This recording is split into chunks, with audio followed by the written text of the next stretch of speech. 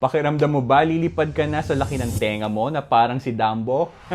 Watch this video until the end. Baka nandito na ang sagot sa tago-tago mong bat ears. So bat ears sa Tagalog ang tawag dyan, harang.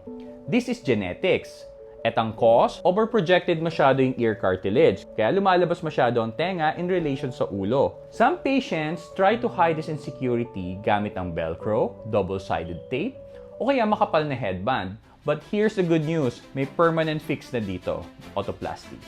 Otoplasty is a surgical procedure that can correct bat ears. Depende yan sa severity, pero yes, may incision-less version na ngayon. No visible scar, minimal ang downtime, and natural ang results. Para finally, hindi mo na kailangang itago pa sa buhok ang tenga mo. This is Dr. Bienpo of Bienpo MD Aesthetics. At kung meron ka pang ibang idea sa tawag sa bat ears, write it down sa comment section below.